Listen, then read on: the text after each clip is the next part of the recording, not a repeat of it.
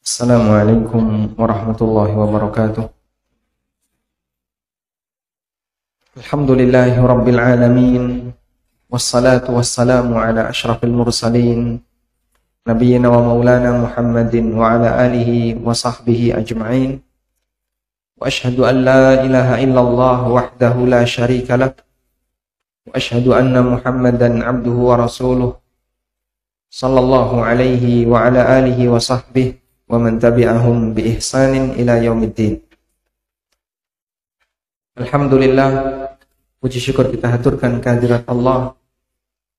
Pagi ini kembali kita melanjutkan kajian rutin dengan membaca syarah Masail Jahiliyah. Dan insyaallah kita akan membaca pelanggaran jahiliyah yang ke-11, di mana mereka berdalil, orang-orang jahiliyah menjadikan indikator bahwa sesuatu itu disebut menyimpang ketika pengikutnya adalah orang-orang yang lemah. Padahal pengikut para nabi dalam sejarah-sejarah mereka rata-rata adalah orang yang lemah. Dan itu termaktub dalam kitab-kitab suci Taurat maupun Injil yang diakui oleh sebagian orang Nasrani. Kita akan baca terlebih dahulu keterangan dari penulis Syekh Mahmud Sukri, dan berikutnya nanti kita akan berikan beberapa keterangan. Nah, masalah jahiliyah ke-11, meremehkan kebenaran karena lemahnya para pengikutnya. Beralasan atas batilnya sesuatu dengan adanya orang-orang lemah yang mengikutinya dan lemahnya pemahaman orang-orang yang mengikutinya, sebagaimana perkataan kaum Nabi Nuh alaihissalam, sebagaimana yang disebutkan Allah dalam Al-Quran Al-Karim, di mana Allah Ta'ala berfirman, kadzabat qaumun Nuhinil mursalin idh qala lahum akhuhum Nuhun ala tattaqun inni lakum rasulun amin fattaqullaha wa ati'un wa ma as'alukum alaihi min ajr in ajriya illa ala rabbil alamin fattaqullaha wa ati'un qalu anu'minu laka wattaba'akal ardhalun qala wa ma ilmi bima kanu ya'malun in hisabuhum illa ala rabbi law tashkurun wa ma ana bitaridil mu'minin in ana illa nadhirum mubin. Kaum Nuh telah mendustakan para rasul ketika saudara mereka yaitu Nuh berkata kepada mereka, mengapa kamu tidak bertakwa? Sesungguhnya aku adalah seorang rasul kepercayaan yang diutus kepadamu. Maka bertakwalah kepada Allah dan taatlah kepadaku. Dan aku sekali-kali tidak minta upah kepadamu atas ajakan-ajakan itu. Upahku tidak lain hanyalah dari Rabb semesta alam. Maka bertakwalah kepada Allah dan taatlah kepadaku. Mereka berkata, apakah kami akan beriman kepadamu? Padahal yang mengikuti kamu ialah orang-orang yang hina. Nuh menjawab, bagaimana aku mengetahui apa yang telah mereka kerjakan? Perhitungan amal perbuatan mereka tidak lain hanyalah kepada Rabbku, kalau kamu menyadari. Dan aku sekali-kali tidak akan mengusir orang-orang yang beriman. Aku ini tidak lain melainkan pemberi peringatan yang menjelaskan. Quran Surat Asy-Syu'ara ayat 105 sampai 115. bagian yang kita garis bawahi dari ayat yang disebutkan oleh penulis adalah perkataan umat Nabi Nuh ketika menolak Nabi Nuh. Mereka mengatakan, qalu anu'minu laka wattaba'aka al-ardhalun. Mereka mengatakan, apakah kami harus beriman kepadamu sementara orang-orang yang mengikutimu adalah al-ardhalun, orang-orang yang hina, orang-orang yang rendah.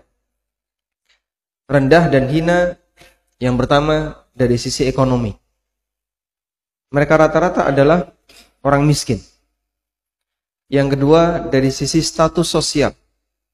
Umumnya mereka adalah orang yang tidak memiliki jabatan dan status sosial di masyarakat.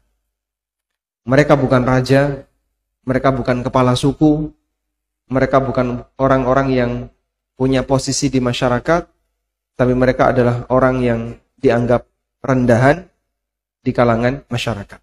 Sehingga mereka disebut sebagai al-ardhalun, baik dari sisi ekonomi maupun dari sisi status sosial. Bahkan sampai umatnya Nabi Nuh itu meminta kepada Nabi Nuh, kalau kamu mengusir orang-orang itu, kami mau mengikutimu. Sehingga kalau Nabi Nuh sendiri, beliau berasal dari orang yang baik di kalangan mereka. Maka mereka tidak mencela Nuhnya. Sehingga mereka tidak menyebut Nuh sebagai orang yang hina. Tapi yang disebut orang yang hina adalah pengikutnya. Wattaba'aka al-ardhalun. Dan yang mengikutimu adalah al-ardhalun. Sedangkan kalau Nuhnya, beliau berasal dari orang yang punya status sosial di tempat itu. Sebagaimana Nabi Muhammad sallallahu alaihi wasallam, Bani Hashim termasuk bani yang mulia karena punya posisi dalam ngurusi Ka'bah. Sebab yang punya kuasa terhadap Zamzam adalah keturunan siapa? Abdul Muttalib. Karena Abdul Muttalib yang menemukan Zamzam. Dan Hashim disebut sebagai Hashim, nama aslinya Amr, digelari dengan Hashim karena dia meremuk roti, memecah-mecah roti, kemudian dibagi-bagikan kepada jamaah haji. Karena makna Hashim artinya mungkasir, sesuatu yang pecah. Sehingga disebut Hashim, dia digelari Hashim, karena dulu dia punya kebiasaan memecah roti-roti jadi kecil-kecil, kemudian dibagikan kepada orang-orang yang datang ke kota Mekah. Sehingga dia punya posisi di kota Mekah, dan keturunannya dihormati. Maka Nabi Muhammad SAW tidak dicela karena nasab, tidak dicela karena status sosial, tapi beliau dicela karena faktor yang lain. Dan para nabi rata-rata Allah datangkan dari orang yang punya posisi yang baik dari sisi status sosial. Nasabnya bukan nasab sembarangan, artinya bukan orang yang berasal dari manusia yang tertuduh zina. Dan dia secara asab punya jasa. Nenek moyangnya itu punya jasa di masyarakat. Ada nasab, ada hasab. Nun, sin, ba. Ada ha, sin, ba. Kalau nasab, itu kelebihan karena faktor turunan. Kalau hasab, itu kelebihan karena pernah punya jasa. Keturunan bangsawan, itu nasab. Keturunan pahlawan, itu hasab. Meskipun pahlawan ini bukan bangsawan. Ada banyak pahlawan yang dulunya mereka bukan orang keraton, bukan orang kerajaan, tapi dia punya jasa di masyarakat. Dan ada hasab, ada nasab. Hasab itu diperoleh karena jasa besar di masyarakat. Sedangkan nasab diperoleh karena dia masih punya darah biru. Kalau di Jogja ada namanya Raden. Kalau di Makassar Andi. Kalau di Lombok Lalu. Dan baik untuk yang perempuan ya. Dan seterusnya. Dan masing-masing daerah punya ciri khas sendiri-sendiri dalam menghormati nasab darah biru. Sedangkan hasab itu didapatkan melalui perjuangan. Ada orang punya jasa besar di masyarakat tertentu, lalu keluarganya dihormati hingga ke keturunannya. Seperti ini disebut hasab. Dan para nabi, mereka muncul dari hasab yang baik. Seperti Bani Hashim, seperti para nabi sebelumnya. Karena itu, dulu umatnya Nabi Saleh, umatnya Nabi Syu'aib, mereka mengatakan kepada Syu'aib, qalu ya Syu'aibu laqad kunta fina marjuwan. Wahai Syu'aib, dulu kamu itu orang yang kami harapkan. Dulu kamu adalah orang yang kami harapkan. Dan mereka menghormati Syu'aib dan tidak berani untuk menyakiti Syu'aib. Karena Nabi Syu'aib punya klan besar yang punya jasa besar di masyarakat. Sampai mereka mengatakan, walau la rahtuka la rajamnak. Andaikan bukan karena keluargamu, kami akan merajam kamu wahai Syu'aib. Tapi karena mereka takut dengan keluarganya Syu'aib, sehingga Syu'aib tidak jadi sasaran kezaliman masyarakatnya. Hal yang sama juga terjadi pada Nabi Muhammad SAW. Di antara yang menjaga beliau, sebabnya adalah beliau berasal dari Bani Hashim. Maka orang musyrikin tidak berani mengganggu Nabi Muhammad SAW karena beliau berasal dari Bani Hashim, sehingga mereka dilindungi atau Bani Hashim melindungi keselamatan Nabi SAW. Baik, makanya kita bisa lihat di ayat ini, di surat Asy-Syu'ara ayat 105 sampai 115, sasaran kedzaliman itu diarahkan kepada siapa? Pengikutnya, bukan kepada nabinya sallallahu alaihi wasallam. Meskipun mendolimi pengikutnya Nabi sama dengan menyakiti hati sang Nabi. Selanjutnya, perhatikan pada kaum Nabi Nuh alaihissalam, bagaimana mereka enggan mengikuti Nabi mereka hanya karena adanya orang-orang lemah yang mengikuti beliau. Dan yang demikian itu tidak lain hanya karena pandangan mereka yang tamak kepada dunia. Karena jika keinginan mereka adalah akhirat, maka mereka pasti mengikuti kebenaran itu dimanapun mereka dapatkan. Akan tetapi, karena kejahilian mereka berpaling dari kebenaran untuk mengikuti kecenderungan hawa nafsu mereka. Sebaliknya, perhatikanlah Heraklius. Ketika dia menggunakan akal dan basiroh dalam kapasitas yang benar, maka dia malah meyakini bahwa adanya orang-orang lemah yang mengikuti justru merupakan dalil atas kebenaran. Maka di antara yang dia katakan ketika dia bertanya kepada Abu Sufyan, dan aku bertanya kepadamu, orang-orang yang terpandang yang mengikutinya atau orang-orang lemah di antara mereka? Maka engkau mengatakan orang-orang lemahlah yang mengikutinya, dan mereka itu adalah pengikut para rasul. Nah, umatnya Nabi Nuh tidak mau mengikuti Nabi Nuh dengan alasan bahwa pengikutnya adalah orang-orang yang lemah. Dan Nabi Nuh itu diminta untuk mengusir orang yang lemah itu. Namun Nabi Nuh menolak dan beliau mengatakan, "Wa ma ana bitaridil mu'minin." Dan aku tidak mau mengusir orang-orang yang beriman. Anda lihat di ayat 114 itu. Aku tidak mau mengusir orang-orang yang beriman. Wa ma ana bitaridil mu'minin. Karena bagi mereka keberadaan orang yang dhaif itu, orang yang lemah itu, bagi orang musyrikin dianggap sebagai apa? Kehinaan bagi dakwah. Dan mereka minta usir itu, nanti kami akan mau bersama kamu. Tapi ini ditolak oleh Nabi Nuh.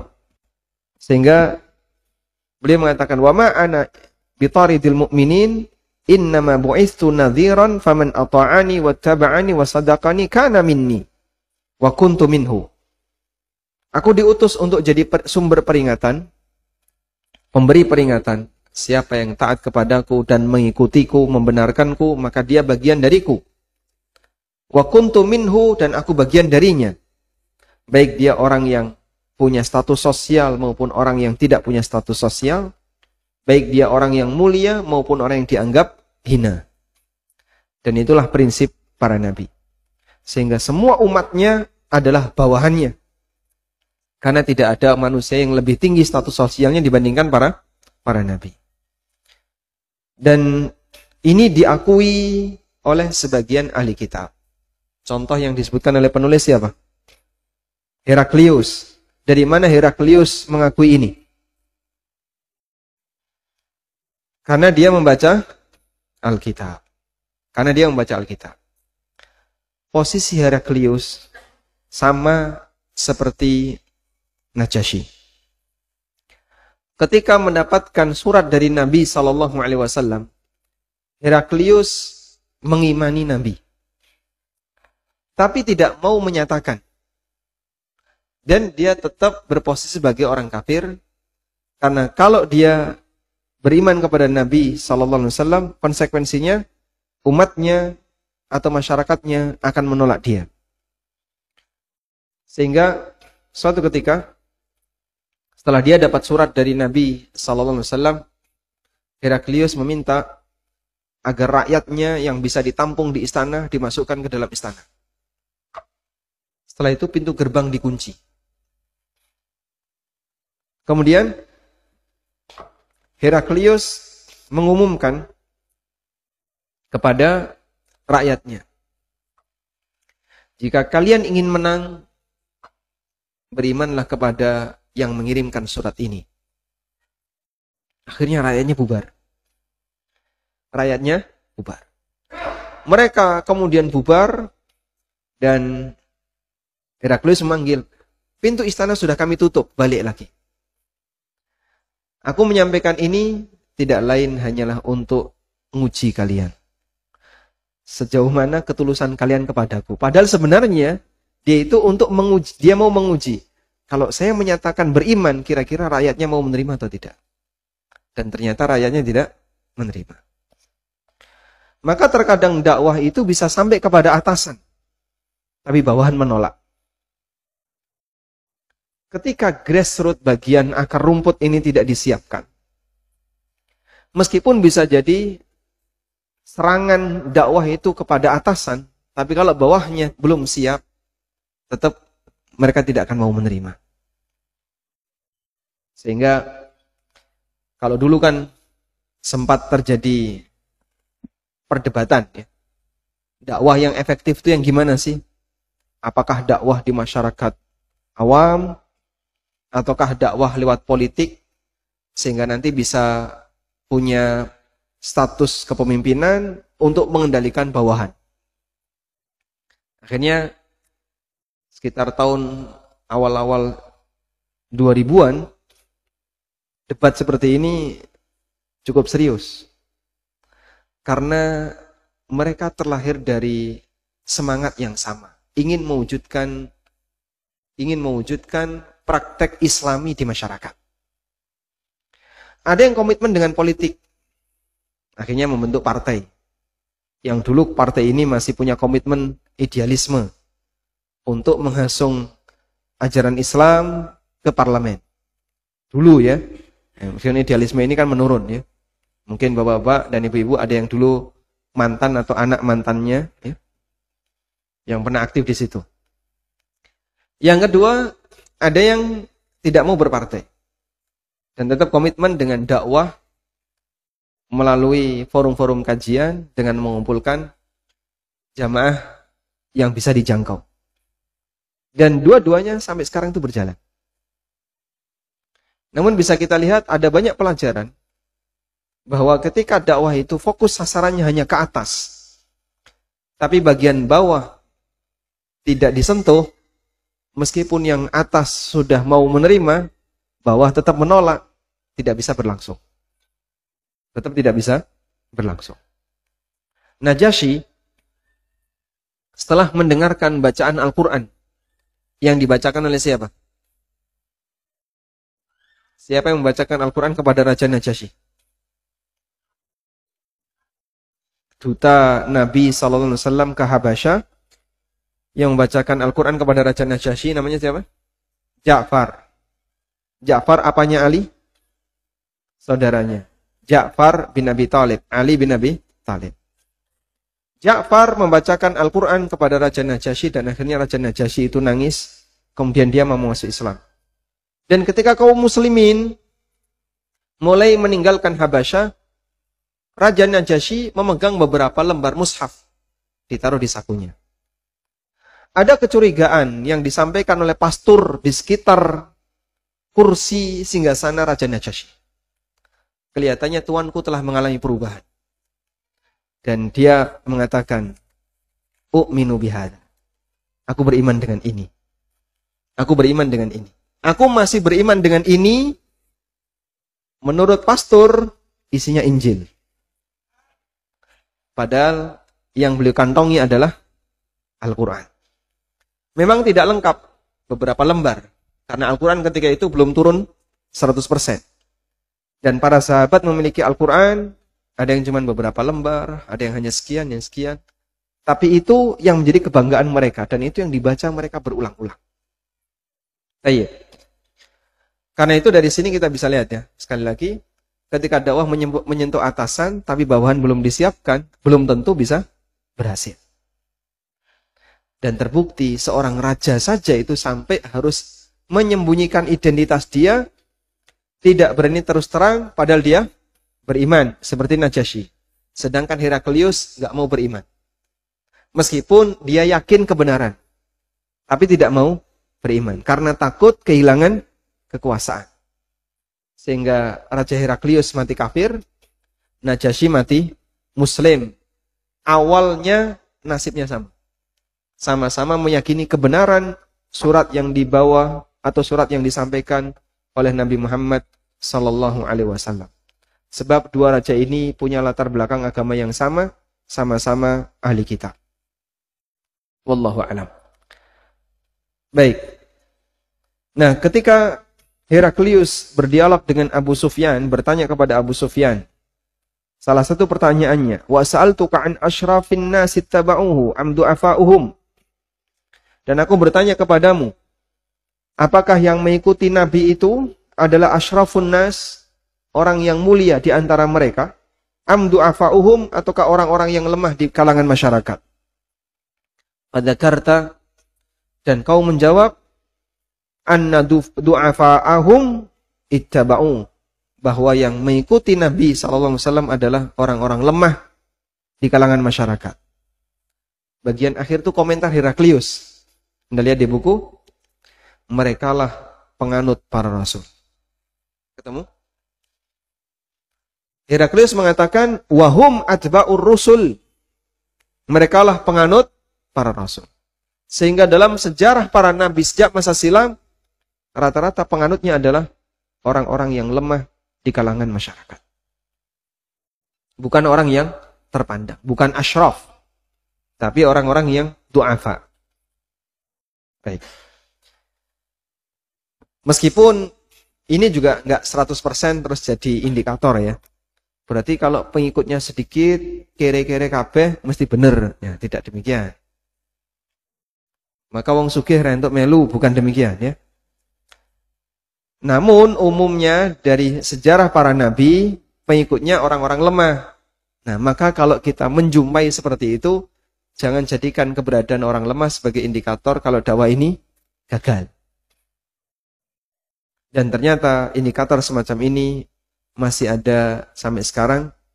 Sebagian tokoh-tokoh liberal itu kenapa menyudutkan dakwah Ahlussunnah?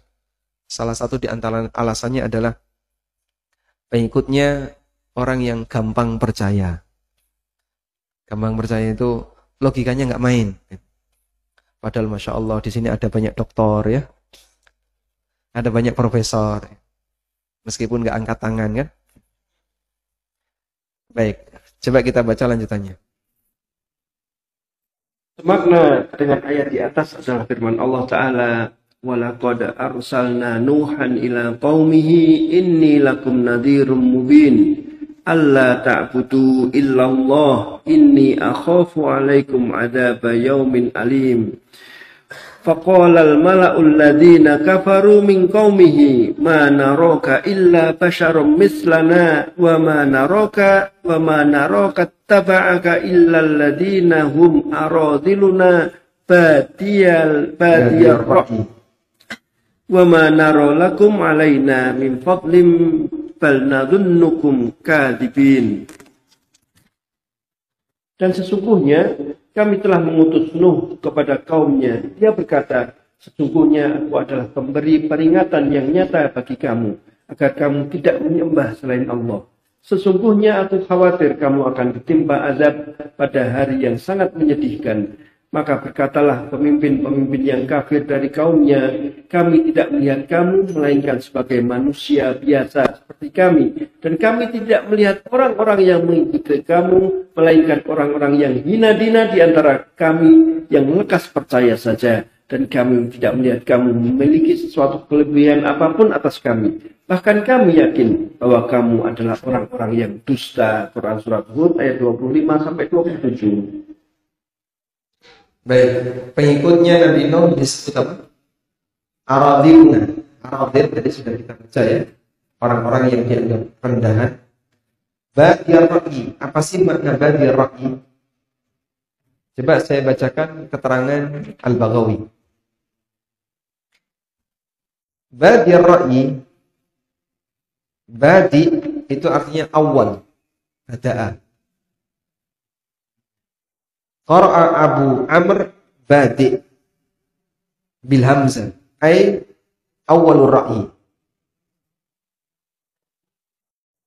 Logika yang pertama, maksudnya bagaimana? Yuridun, maksud mereka orang-orang musyrikin, orang kafir yang menjadi musuh Nabi Nuh, annahum ittaba'uka fi awwalir ra'yi min ghairi ru'yatin wa tafakkur. Mereka itu gampang percaya sama kamu dari pertama kamu mengucapkan sesuatu. Apa wae sing metu dari Nabi Nuh, apapun yang keluar dari Nabi Nuh langsung dipercaya. Tanpa direnungkan dan tanpa dipikirkan. Walau tafakkaru lam yattabi'uk. Kalau mereka mau merenung, mereka tidak akan mau mengikutimu wahai Nuh. Tapi apapun yang keluar dari kamu selalu diaminkan, selalu diikuti. Ini makna yang pertama. Badi ar-ra'yi di situ dibaca badi ar-ra'yi pakai hamzah. Wa qara al-akharun, dan ulama yang lain membaca tanpa hamzah. Sehingga badi ar-ra'yi maknanya adalah zahirar ra'yi min qaulihim. Bada yabdu bimakna zahara yadhar, yang nampak di permukaan. Maknanya adalah mereka mengikutimu zahiran, secara tekstual. Min ghairi ayyatadabbaru wa yatafakkaru batinan, tanpa merenungkan dan memikirkan kontekstualnya. Tapi ingat, ini tuduhan ya. Meskipun realitanya tidak demikian. Ini apa? Tuduhan. Sehingga para pemuka masyarakat di zaman kaumnya Nabi Nuh, mereka mengatakan penganutnya Nabi Nuh itu orang yang hanya menerima atau gampang menerima karena mereka hanya memikirkan lahiriahnya saja dan tidak merenungkan bagian batinnya. Baik, saya ulang. Badi ar-ra'yi ada berapa cara baca? 2. Yang pertama gimana? Yang pertama, badi ar-ra'yi pakai hamzah. Ini cara bacanya siapa? Abu Amr. Abu Amr salah satu ulama ahli qiraah. Sedangkan jumhur bacanya gimana? Pakai iya, badiyah ar-ra'yi. Kalau dibaca badi ar-ra'yi pakai hamzah, menurut qiraah Abu Amr maknanya apa tadi?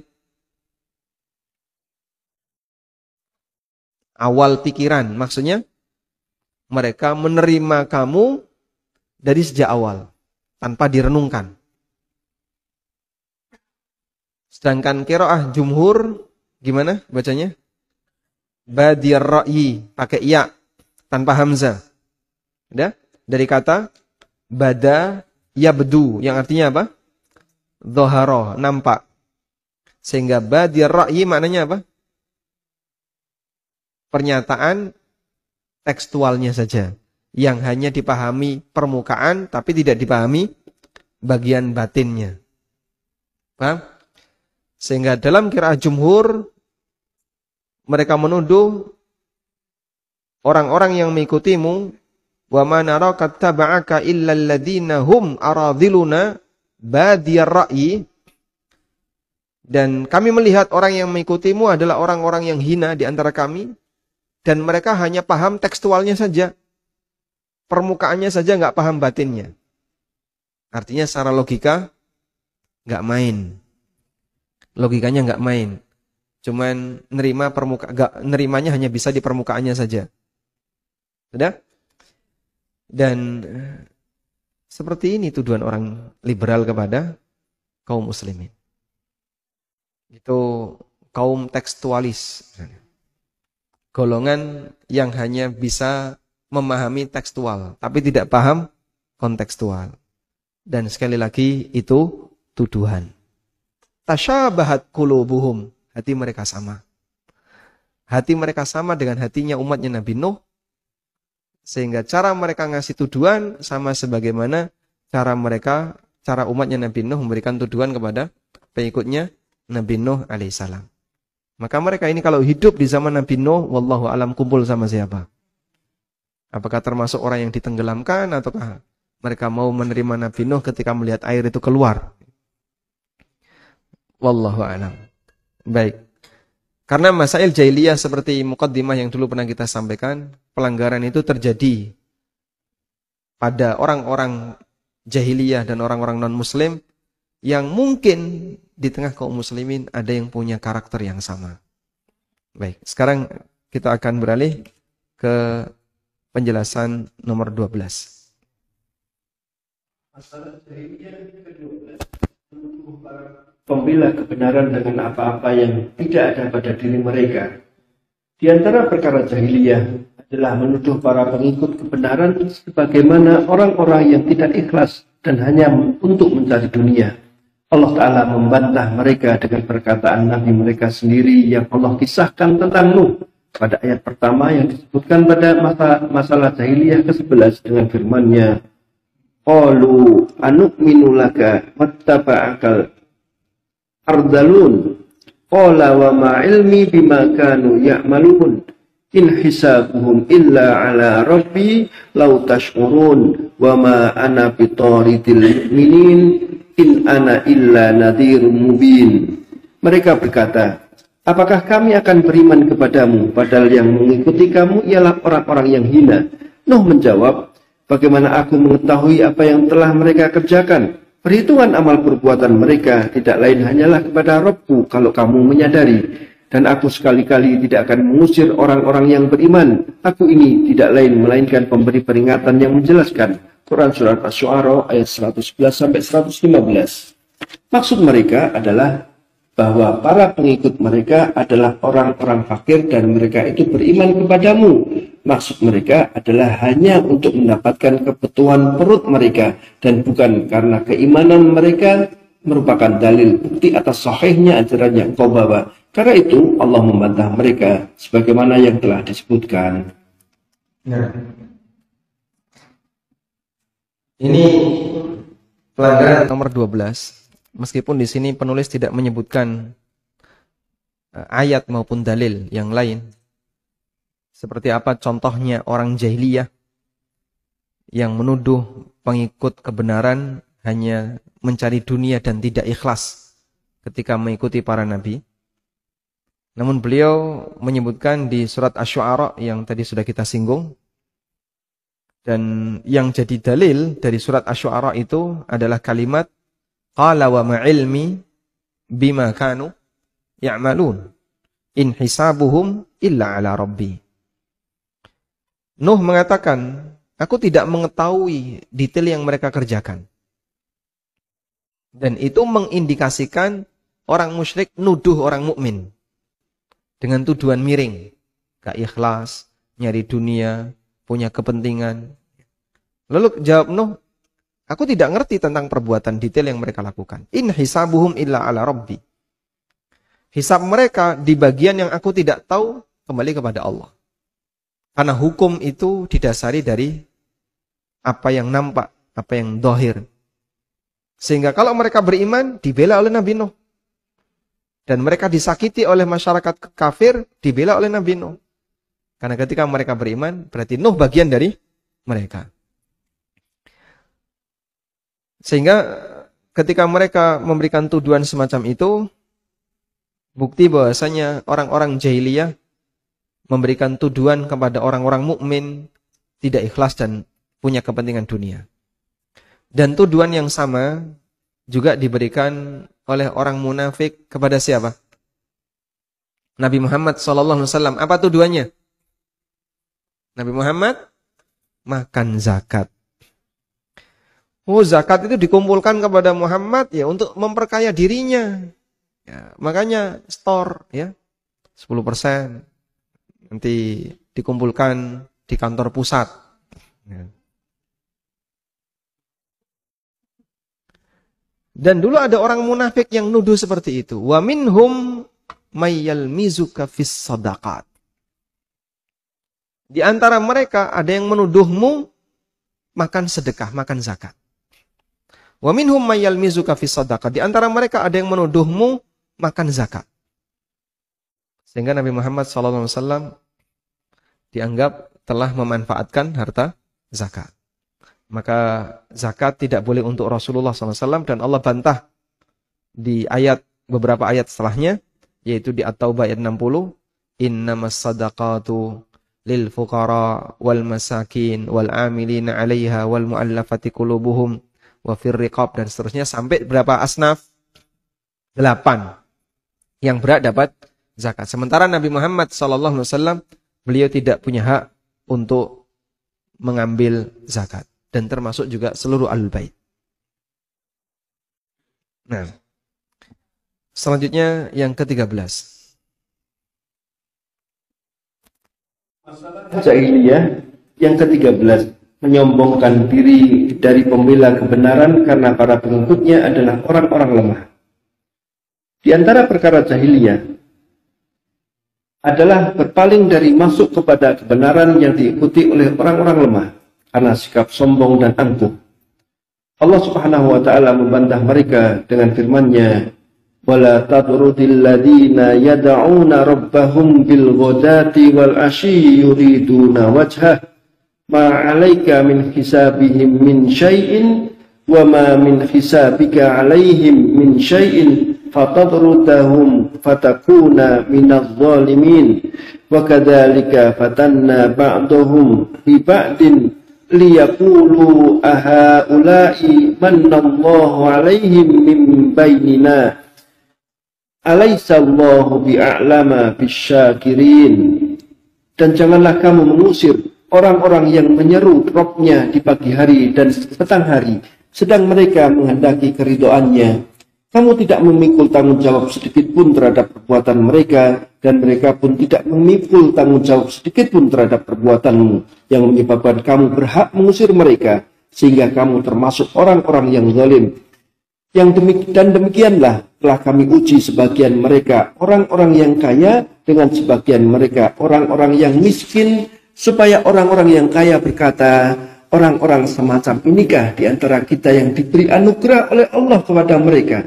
Allah berfirman, tidakkah Allah lebih mengetahui tentang orang-orang yang bersyukur kepadanya? Quran Surat Al-An'am ayat 52 sampai 53.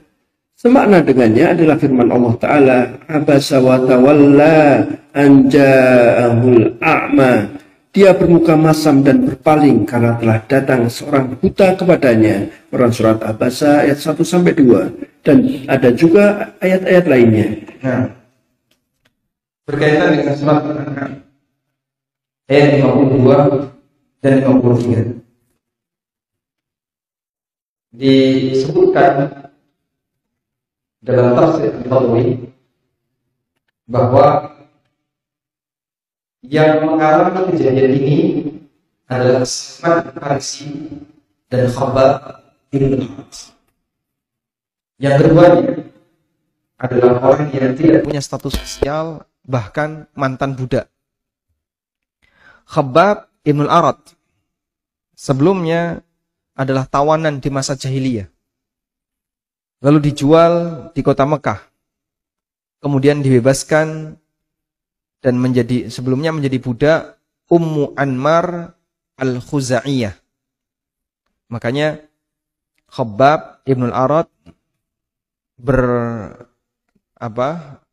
berlabel Al-Khuza'i. Khabbab ibn al-Arat Al-Khuza'i. Kenapa disebut Al-Khuza'i? Karena dia dibebaskan dari Bani Khuza'i. Dan dulu tuannya seorang wanita bernama Ummu Anmar Al-Khuza'iyah. Nah, Khabbab ketika masih usia remaja itu diminta untuk belajar pandai besi. Akhirnya dia pinter membuat senjata, pinter membuat alat-alat perang, karena dia pernah belajar seperti itu, dan yang menyekolahkan Ummu Anmar. Sampai akhirnya ketika dia sudah pinter, dipekerjakan oleh Ummu Anmar. Hingga akhirnya ketika Khabbab ini masuk Islam, banyak sekali derita yang dialami oleh Khabbab disebabkan karena kezaliman orang-orang musyrikin. Sampai dia pernah dikeroyok oleh Bani Khuzai di bengkelnya, kemudian punggungnya kan diselomoti sama besi, serpian-serpian besi panas. Maka Umar pernah mengatakan, belum pernah aku lihat manusia yang punggungnya lebih teng brocel, ya, lebih nggak karuan, melebihi Khabbab. Perjuangannya luar biasa. Siksaan yang diberikan oleh orang-orang musyrikin kepada sahabat Khabbab Ibn al-Arat. Dan ada kejadian yang sampai diabadikan oleh Allah dalam Al-Quran, hal yang menyakitkan Khabbab Ibn al-Arat. Khabbab dulu pernah dapat pesanan untuk membuatkan senjata dari Al-As bin Wa'il As-Sahmi. Akhirnya setelah dibuatkan, kemudian diberikan kepada Al-As bin Wa'il. Lalu setelah ketahuan dia masuk Islam, Al-As gak mau bayar. Ditagihlah Khabbab. Khabbab menagih kepada Al-As bin Wa'il As-Sahmi. Faji'tu ataqadahu. Maka aku pun datang menagih Al-As bin Wa'il As-Sahmi. Faqala, lalu Al-As ini mengatakan, la u'tika hatta takfura bi Muhammadin. Aku tidak akan bayar sampai kau kufur kepada Muhammad. Qultu, maka dijawab oleh Khabbab, la akfuru bi Muhammadin hatta yumitakallah thumma yuhyika. Aku tidak akan kufur kepada Muhammad sampai Allah mematikanmu kemudian menghidupkan kamu kembali.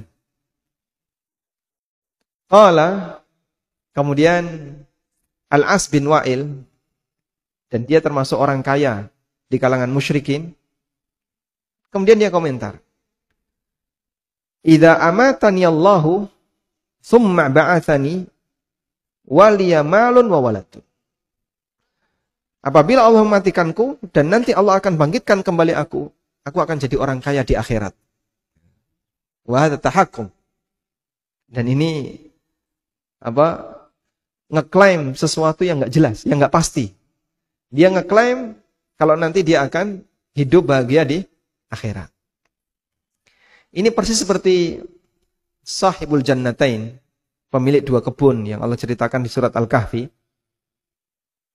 Dia mengatakan, wa ma adunnu sa'ata qa'imatan wa la irruditu ila rabbi la ajidanna khairam minha munqalaba.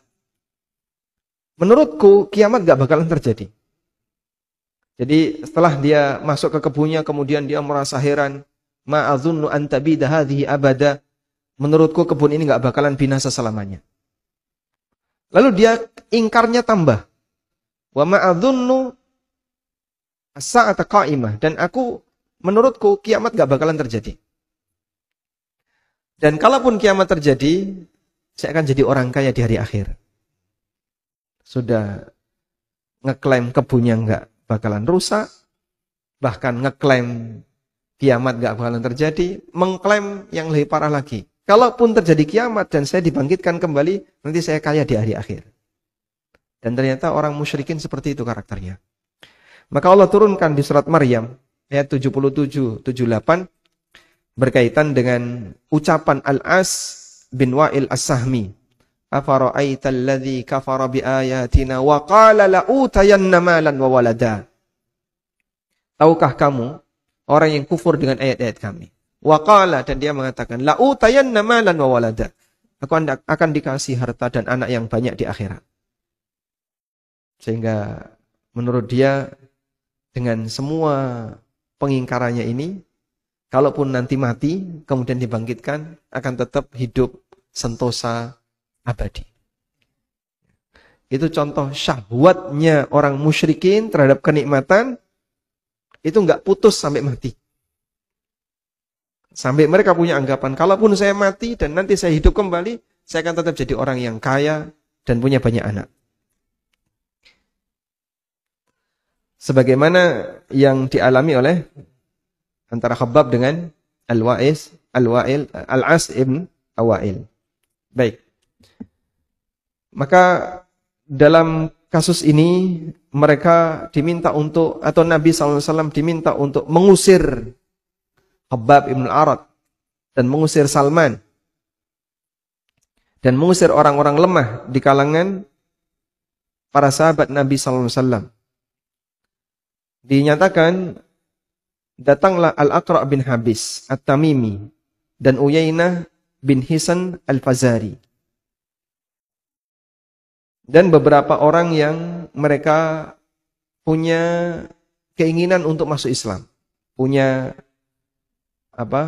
simpati terhadap Islam, tapi belum masuk Islam.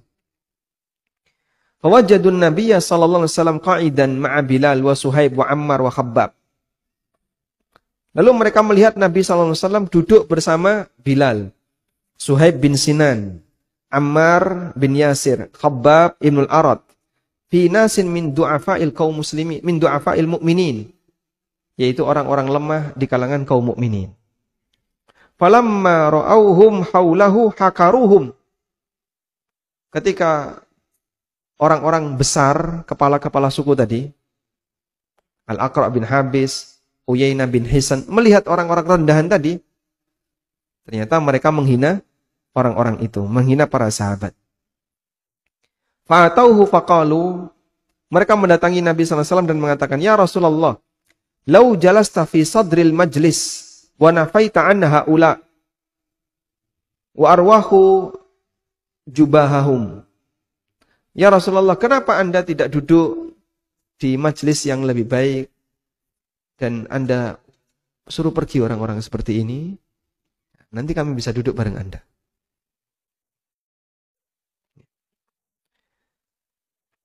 Dan Nabi SAW kemudian membalas ucapan mereka dengan mengatakan, Ma ana bi taridil mu'minin. Aku tidak akan mengusir orang-orang mukmin. Ya, meskipun mereka adalah orang-orang yang lemah di tengah masyarakatnya. Dan turunlah ayat ini, wala tatrudil ladzina yad'una rabbahum bil ghadati wal 'ashiyyi yuriduna wajha. Janganlah kamu mengusir orang-orang yang berdoa kepada Rabb mereka, yaitu orang-orang mukmin yang berzikir di waktu pagi dan di waktu sore. Yuriduna wajhah, yang ikhlas karena mengharapkan wajah Allah. Ma'alaika min hisabihim min syai'. Kamu tidak bertanggung jawab terhadap hisab mereka. Jadi kalaupun orang-orang kaya nggak mau masuk Islam, kau tidak akan disalahkan disebabkan mereka tidak mau masuk Islam. Wa ma min hisabika alaihim min syai', dan mereka juga tidak bertanggung jawab terhadap hisabmu sama sekali. Sehingga mereka nggak bisa besok di akhirat orang-orang kaya itu nuntut, ya Allah, saya tidak mau masuk Islam karena di sekitar nabimu orang-orang lemah, orang-orang rendahan. Nggak bisa demikian. Fatatrudahum, lalu dengan alasan itu kau akan mengusir mereka. Fatakuna minadh dhalimin, dan kau akan menjadi bagian dari orang-orang zalim. Ya. Di mana standar kebenaran kembali kepada apa? Kekayaan, status sosial dan seterusnya. Wa kadzalika fatanna ba'dahum bi ba'din liyaqulu, demikianlah kami berikan ujian sebagian mereka dengan sebagian yang lain sampai mereka mengatakan, aha ula imannallahu alaihim min bainina. Apakah orang-orang seperti ini yang Allah berikan anugerah di kalangan kami? Gak pantas. Nyawang klambine kaya ngono, nyawang sarunge kok mosok wong kaya ngene kok lebih mulia dibandingkan kami. Mereka ndak mau kayak gitu. Mereka tidak mau seperti itu. Alaihissallahu bi'a'lama bisyakirin. Bukankah Allah yang lebih tahu siapakah orang yang lebih pandai bersyukur. Selanjutnya. Wahasilur raddi.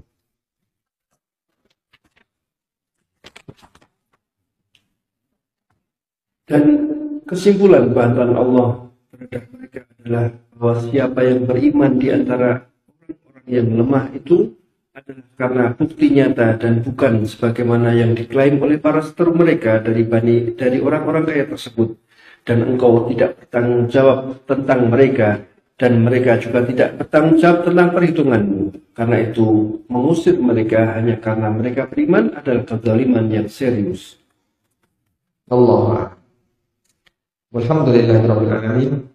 Kita menyelesaikan 3 pelanggaran jahiliyah, dan insyaallah di pertemuan berikutnya, dan 3 ini mirip-mirip ya, maka kita jadikan satu. Insyaallah di pertemuan berikutnya kita akan membahas tentang pelanggaran orang jahiliyah di mana mereka merasa kalau memang itu benar, kitalah yang lebih layak melakukannya. Tapi mereka nggak mau melakukan. Bukti kalau itu salah, kami tidak mau melakukan. Jadi standarnya dikembalikan kepada apa yang mereka mau melakukan dan tidak mau. Wallahu a'lam. Wassallallahu ala nabiyyina Muhammadin wa ala alihi wa sahbihi wasallam. Jazakallahu khairan atas kajian di pagi hari ini. Di antara jamaah ada yang mau bertanya kepada Ustaz, masih ada kesempatan untuk bertanya? Silakan. Alhamdulillah, paham semua.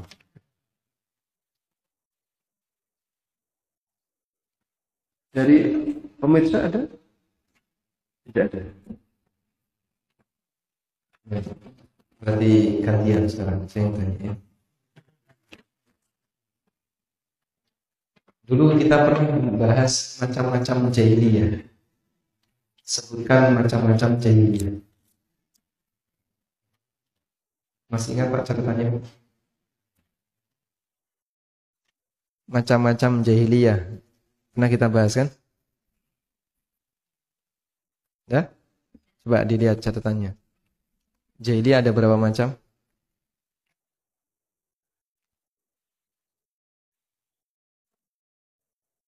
Yang mana? Catatannya yang mana? Ketemu nggak? 2. Yang pertama? Jahiliyah itu kata bodoh, macam-macam kata bodoh, ada tidak tahu sama sekali, jahil ya. Macam-macam jahiliyah.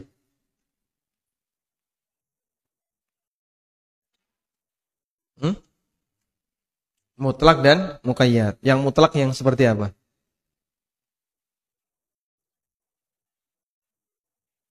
Kondisi jahiliyah sebelum diutusnya Nabi sallallahu alaihi wasallam. Nah, jahiliyah yang sifatnya mutlak ini atau yang tidak dibatasi dengan keterangan tertentu, zaman jahiliyah, praktek jahiliyah, itu adalah praktek atau zaman sebelum diutusnya Nabi sallallahu alaihi wasallam, di mana jahiliyah ketika itu sifatnya menyeluruh hampir ke seluruh permukaan bumi. Sehingga semua orang salah sebelum diutusnya Nabi sallallahu alaihi wasallam, kecuali illa baqaya min ahlil kitab, kecuali sebagian kecil di karangan ahli kitab. Yang kedua, jahiliyah muqayyad. Apa yang dimaksud dengan jahiliyah muqayyad?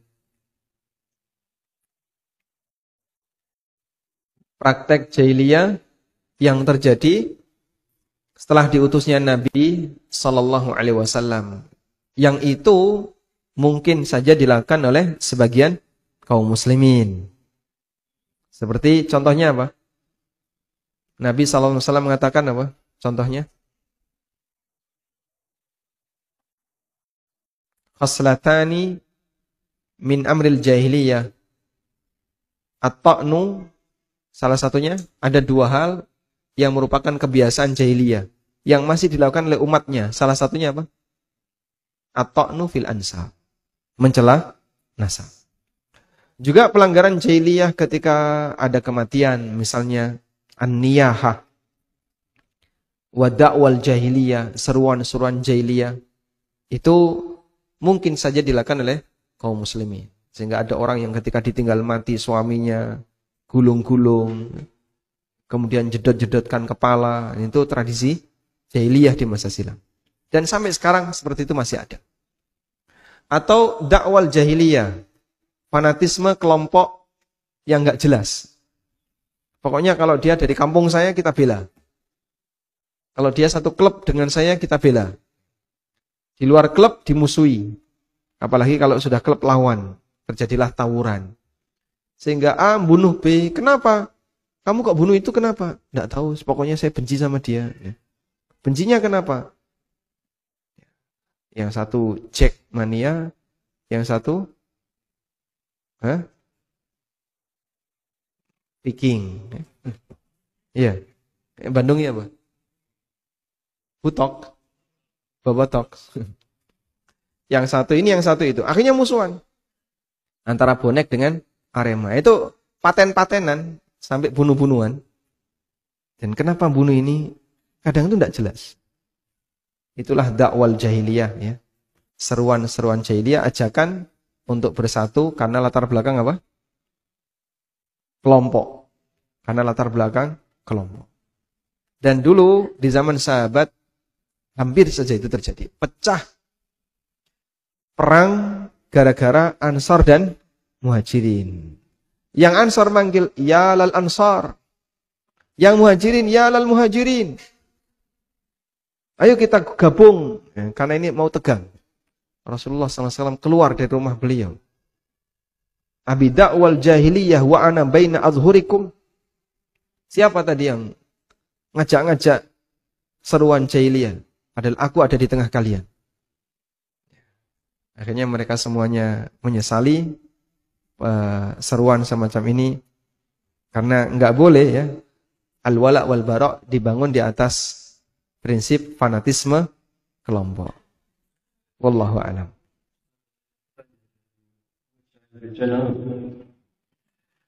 Bagaimana keselamatan umat selain Yahudi ketika Nabi diturunkan hanya untuk kaum Yahudi?